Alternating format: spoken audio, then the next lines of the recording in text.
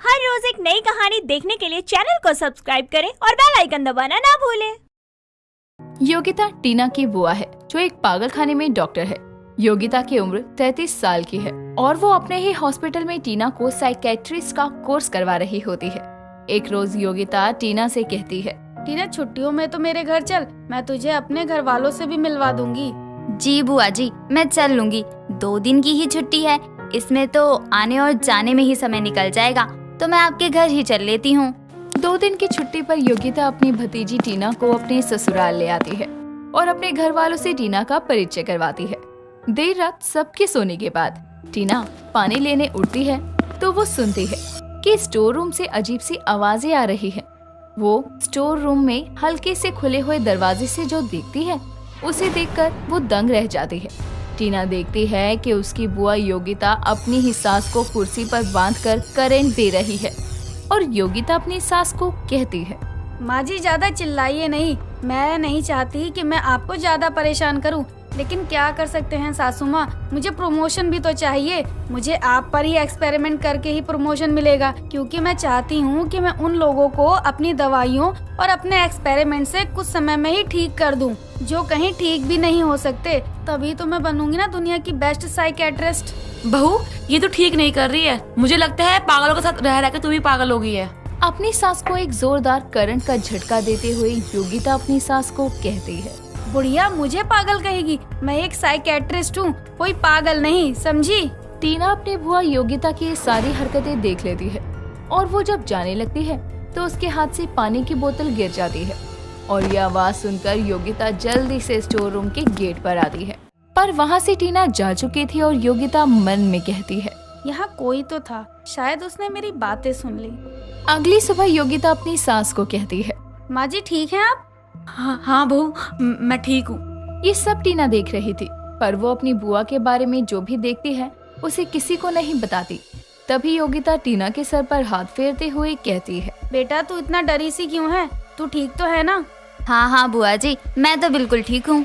टीना जानती थी कि उसने अपनी बुआ के खिलाफ कुछ भी किया तो उसका हाल भी वैसा ही होगा जैसा उसकी सास कुसुम का है, इसीलिए वो कुछ नहीं बोलती। और अगले रोज सुबह टीना और योगिता 2 दिन की छुट्टी बिताकर हॉस्पिटल आते हैं और हॉस्पिटल पहुंचकर टीना अपने कामों में बिजी हो जाती है। पर योगिता इस बार फिर से अपने एक नए एक्सपेरिमेंट के लिए किसी की तलाश में थी जिस पर वो ये एक्सपेरिमेंट कर सके, जिसके लिए वो हमेशा उन लोगों को चुनती है जो काफी समय से इस पागलखाने में अपना इलाज करवा रहे हैं, जिसमें एक छोटी बच्ची थी जो कि 12 साल की थी। वो इस बार योगिता का अगला टारगेट थी, पर उसका ट्रीटमेंट अगर कोई कर रहा था तो वो थी टीना। तभी योगिता वहाँ आती है और टीना से कहती है, टीना पीहू की रिपोर्ट मुझे दे दे, अब उसका ट्रीटमेंट मैं देखूंगी। जी बुआ जी, ये है पीहू की रिपोर्ट, पहले से उसमें काफी सुधार है। मैंने ये पूछा क्या कि ये कितना ठीक हुई, कितना बाकी है? मेरे हाथ में रिपोर्ट आ गई ना, मैं देख लूंगी। अब तू ज्यादातर अपना समय अपने कोर्स पर दिया कर, समझी, फालतू सवालों पर नहीं। जी बुआ जी। टीना ये बोलकर सोचने लगती है, बुआ का आज फिर अजीब बिहेव लग रहा है, कुछ तो गड़बड़ है। ये सोचकर वो अपनी बुआ को फॉलो करती है और उसकी बुआ उस नन्ही बच्ची को एक लैब में ले जाती है, जहाँ टीना भी छुपते छुपाते पहुँचती है, जहाँ वो देखती है कि योगिता उस बच्ची को शॉक देने वाली कुर्सी पर बैठाते हुए बोल रही है, बड़े समय बाद तू हाथ लगी है नन्ही चिड़िया, क्या बात है, तू तो टीना की फेवरेट है ना, अब हम एक गेम खेलेंगे बच्चा। ये कहकर वो उस बच्ची को शॉक लगा देती है, जिस पर वो बच्ची चिल्लाकर कहती है, आप बहुत गंदे हो, मुझे जाने दो, मुझे टीना दीदी के पास जाना है। जब यहाँ से निकलेगी तभी तो तू टीना दीदी को बताएगी या उसके पास जाएगी। तभी योगिता के फोन पर कॉल आता है और वो थोड़ी देर बात करने के लिए लैब से निकल जाती है, पर वो जल्दी जल्दी में गेट तो लगाती है पर कुंडी लगाना भूल जाती है। और तभी टीना उस बच्ची के पास आकर कहती है, बच्चा आप ठीक हो, मैं आ गई तुम्हें यहाँ से ले जाने के लिए। वो आंटी बहुत गंदी है दीदी, उन्होंने मेरे को शॉक लगाया, मैं डर गई थी। आपको कुछ नहीं होगा बच्चा, आपकी दीदी आपका ख्याल रखेगी। अभी जल्दी चलो यहाँ से, वरना फिर से वो गंदी आंटी आ जाएगी। इस इंसिडेंट के बाद टीना 10 दिन का लीव लेकर अपने घर आती है, वो भी उस बच्ची के साथ, जिसमें वो उस बच्चे की रिपोर्ट्स में से उसे फिट और मेंटली परफेक्ट बताकर उसे अपने साथ घर लाती है और आते ही सबसे पहले ये बात अपनी माँ रीना को बताती है। माँ, अब आप ही कुछ करो, मैं इसे कैसे बचाऊं? तू तब तक हॉस्पिटल मत जा जब तक तू पीहू को उसके मम्मी पापा के पास ना छोड़ दे। इसके मम्मी पापा की कार एक्सीडेंट में मौत हो चुकी है और इसे तभी से सर में गहरी चोट लगी थी, जिसकी वजह से इसे मेंटली इशू हो गया है। तू चिंता ना कर, थोड़े समय इसे यहाँ रख और इसका ध्यान रख बस। जब योगिता अपना काम खत्म करके वापस आती है तो देखती है कि वहाँ पर पीहू है ही नहीं और कुछ समय बाद उसे पता चलता है कि टीना ने अचानक अपनी माँ की तबीयत खराब होने का रीजन देकर छुट्टियाँ ली है। फिर क्या था, अगले ही दिन योगिता की बुआ भी अपने मायके यानी टीना के घर आती है और आते ही योगिता अपनी भाभी रीना से कहती है, भाभी बहुत समय से मिलने का मन कर रहा था पर छुट्टी नहीं मिल पा रही थी। अच्छा क्या आप यहाँ आ गई? अब कैसी तबीयत है आपकी भाभी? टीना कहाँ है? बिना बताए ही आ गई। बता दिया होता तो हम दोनों साथ में ही आ जाते। उसे भी अचानक बताया गया तो वो भी भागी भागी आ गई। तभी टीना भी अपनी बुआ की आवाज सुनकर डर जाती है और वो जाकर पीहू को स्टोर रूम में छुपा देती है और पीहू से कहती है, पीहू बेटा, जब तक मैं लेने ना आऊं तुम्हें यहाँ से निकलना नहीं और न जाना कहीं। पीहू को स्टोर रूम में छुपाकर वो अपनी बुआ से मिलने जाती है और कुछ समय बाद रीना यानी टीना की मम्मी मार्केट जाती है और उसके कुछ समय बाद योगिता अपने रंग में आती है और वो टीना के बाल पकड़कर कहती है, बता कहाँ है वो छोटी बच्ची? बुआ जी, ये आप क्या बोल रही हैं? भला मुझे क्या पता होगा कि वो कहाँ है? योगिता टीना को उसके इयररिंग दिखाते हुए कहती है, आप बोलिए उसकी नहीं है। एक तो मुझे घर के स्टोर रूम में मिले और दूसरा लैब में। बता कहाँ है वो लड़की? अब जब तू मेरे बारे में जान ही गई है तो आज क्यों ना तुझे भी इस्तेमाल किया जाए।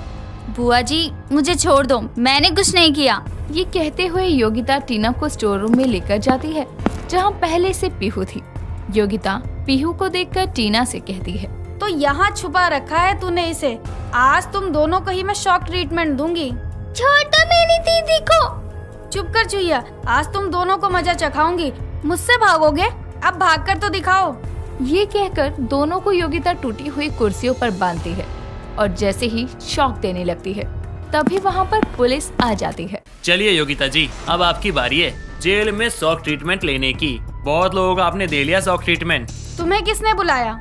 मैं नहीं, मुझे पता था मेरे घर से जाते ही आप चुप नहीं बैठोगी, इसलिए मैंने अपने फोन की रिकॉर्डिंग ऑन कर उसे फूलदान के पीछे छुपा दिया था जिसमें ये सब कुछ कैद हो गया है।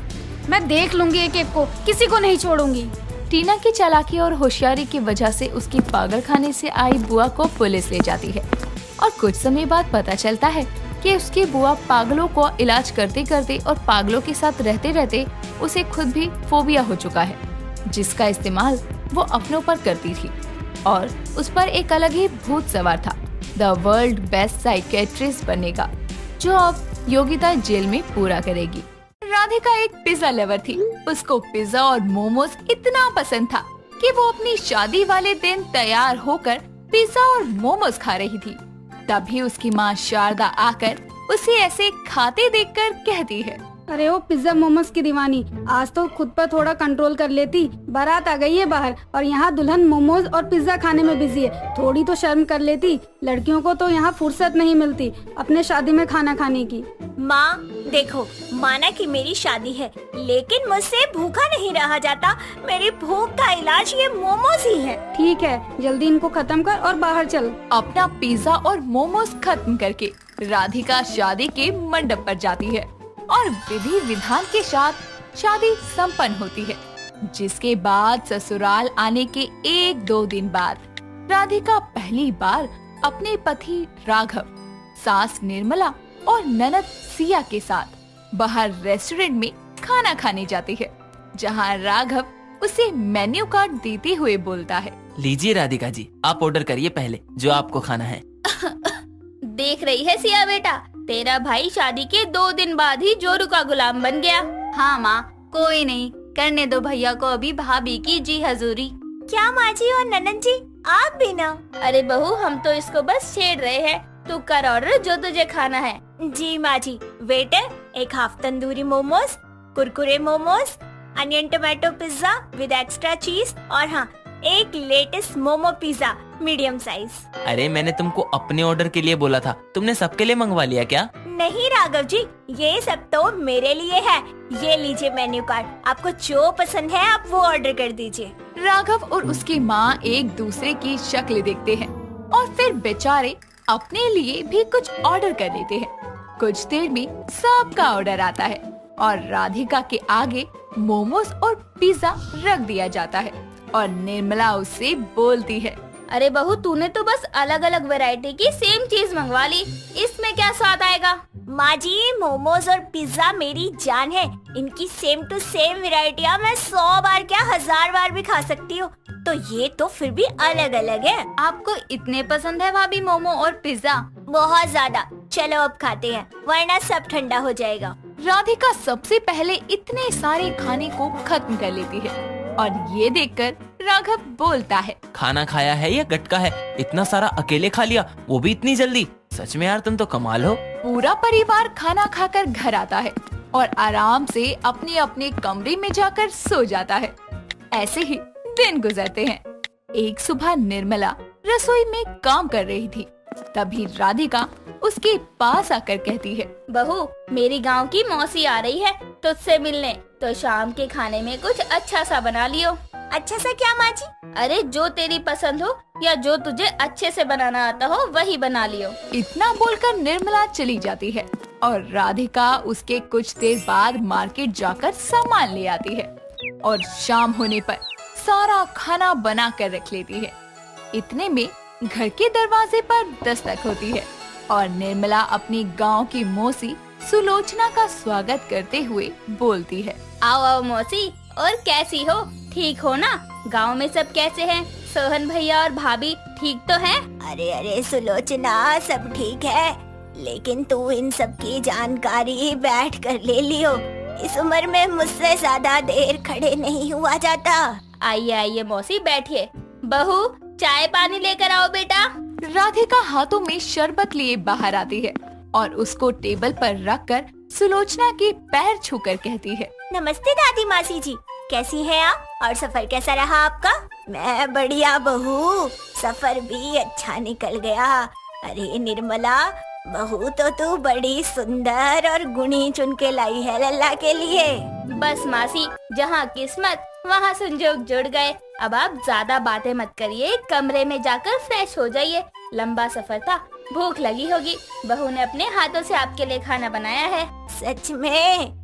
ये तो बहुत ही अच्छी बात है, मैं अभी आती हूँ। सुलोचना अपने कमरे से फ्रेश होकर बाहर आती है। तब तक राघव ऑफिस से और सिया कॉलेज से घर आ जाती है और पूरा परिवार खाने की टेबल पर बैठ जाता है। तो राधिका वहाँ सबके सामने पिज्जा और मोमो सर्व करती है। ये देखकर निर्मला बोलती है, बहू ये क्या? मैंने तुझे कहा था कि कुछ अच्छा बना लियो जो तुझे आता हो। बाजार से मंगवाने को नहीं कहा था, और वो भी ये मोमोज और पिज्जा। माँ जी, मैंने बाहर से नहीं मंगवाए हैं, घर पर ही बनाए हैं। अरे यही तो 2 चीजें हैं जो मुझे अच्छे से बनानी आती है। लेकिन भाभी, दादी से कैसे खाएंगी? अरे तू मेरी चिंता मत कर, मेरी बहू ने अगर पत्थर भी बनाया होगा ना तो मैं चबा लेती। ला बहू, दे, ये लीजिए मासी दादी जी, और खाकर बताइए कैसा बना है। राधिका सबको अपना बनाया पिज्जा और मोमो सर्व करती है, जिसके बाद उसको खाकर सुलोचना समेत सब राधिका की तारीफ करते हैं। और इतना ही नहीं, सुलोचना तो जितने दिन वहाँ रहती उतने दिन रोज राधिका से मोमोज और पिज्जा बनवा कर खाती रहती। ऐसे ही उसके जाने के बाद एक दिन सिया और राधिका साथ में बैठी टीवी देख रहे होते हैं और उसमें फूड चैलेंज देखकर राधिका को एक आइडिया आता है, जिस पर वो बोलती है, सिया, क्यों ना हम दोनों भी ऐसा फूड चैलेंज करते हुए वीडियो बनाएं और फिर उसे YouTube पर अपलोड करें। भाभी, आप फूड ब्लॉगर बनना चाहती हो क्या? नहीं, देखो, फूड ब्लॉगर तो अलग अलग जगह जाकर बढ़िया खाना खाते हैं, वीडियोस बनाते हैं, फिर अपलोड करते हैं। लेकिन हम घर में रहकर ये सब कुछ करेंगे। हम 2 प्लेट में एक जैसा खाना परोस लेंगे, फिर खाने का कंपटीशन करेंगे। जो जीतेगा वो हारने वाले को पनिशमेंट देगा। कैसा लगा मेरा आइडिया? आइडिया तो अच्छा है, एक वीडियो बनाकर अपलोड करके देखते हैं, अगर चल गई तो आगे भी बना लिया करेंगे। राधिका अपने आइडिया पर काम करना शुरू करती है और अगले दिन राघव और सिया के साथ मिलकर बहुत सारे मोमोज बनाकर वो 2 प्लेट में बराबर मोमोज रखकर राघव को वीडियो बनाने का काम देकर सिया को अपने सामने बैठाते हुए बोलती है, वेलकम दोस्तों, स्वागत है आपका हमारे चैनल में जिसका नाम है भुक्कड़ ननन भाभी। तो दोस्तों, आज हम आपके सामने एक चैलेंज वीडियो लाए हैं। इसमें मैं और मेरी भाभी मोमोज प्रतियोगिता करेंगे। हम दोनों की प्लेट में बराबर बराबर मोमोज हैं। जिसने भी 5 मिनट के अंदर ये सारे मोमोज खत्म कर दिए वो जीत जाएगा और फिर जीतने वाला हारने वाले को पनिशमेंट देगा। तो चलिए गाइस, शुरू करते हैं। टाइमर लगाकर दोनों ननद भाभी अपने चैनल के लिए मोमो प्रतियोगिता का वीडियो बनाती हैं और बहुत सारे मोमोज खाती हैं, जिसमें जीत राधिका की होती है। उस वीडियो में वो सिया को पनिशमेंट देकर उस वीडियो को पूरा करती है और फिर एडिटिंग करके अपलोड कर देती है, जिसके बाद देखते ही देखते उनका न्यू चैनल रातों रात ट्रेंडिंग में आ जाता है और पहली ही वीडियो में उनके 1 लाख सब्सक्राइबर हो जाते हैं। ये देखकर राघव खुशी से राधिका को कहता है, वाह राधिका, तुमने तो कमाल कर दिया। पहली वीडियो पर इतना सपोर्ट मिल रहा है तुम्हें। हाँ भाभी, अब हम डेली कुछ न कुछ बनाकर खाएंगे और वीडियो बनाएंगे। सिया की ये बात निर्मला सुन लेती है, जो राधिका को आकर कहती है, हाँ बहू, तू तो थी ही पिज्जा मोमोज वाली, अब मेरी बेटी को भी तूने ये सब खाने में लगा लिया है ताकि वो खा खा कर मोटी हो जाए और उसको कोई पसंद न करे। नहीं माँ जी, ऐसी कोई बात नहीं है। मैं क्यों ऐसा चाहूँगी? सिया मेरी ननद नहीं बल्कि मेरी बहन है, मैं उसका बुरा नहीं चाहूँगी। और खाने की प्रतियोगिता हम रोज रोज नहीं करेंगे और जब कभी भी करेंगे तो खाना घर में ही बनाएंगे ताकि हमें कोई नुकसान ना हो। हाँ माँ, आप चिंता मत करो और देखना, इन वीडियो से राधिका और सिया इतने फेमस हो जाएंगे कि आपको सिया के लिए रिश्ता ढूंढना नहीं पड़ेगा। अच्छे अच्छे रिश्ते खुद सामने से आएंगे। और ये मैं खुद करना चाहती हूँ माँ, भाभी ने कोई जबरदस्ती नहीं की। ऐसा है तो मुझे भी फेमस होना है। बहू, एक प्रतियोगिता तो मेरे साथ भी करियो। सच में माँ जी? हाँ भाभी, आप, मैं और माँ करेंगे ये कंपटीशन और इस वीडियो को हम अगले हफ्ते डालेंगे ताकि लोग इंतजार करें हमारे व्लॉग का। निर्मला की रजामंदी मिलने के बाद अगले हफ्ते राधिका बहुत टेस्टी से 3 पिज्जा बनाती है और उनका इस्तेमाल अपनी अगली वीडियो के लिए करती है, जिसमें सास, बहू और ननद मिलकर इस चैलेंज को करते हैं, जिसमें जीत निर्मला की होती है। साथ ही उनके इस ब्लॉग को बहुत लोगों द्वारा पसंद किया जाता है, जिससे उनको पॉपुलैरिटी और पैसा दोनों मिलता है। अंत में राधिका सबको अपने पिज्जा और मोमोज की रेसिपीज भी बताती है। दोस्तों, अगर आपको ये कहानी पसंद आई तो इसे लाइक करें, शेयर करें और कमेंट करके बताएं कि कहानी में आपको सबसे अच्छा क्या लगा।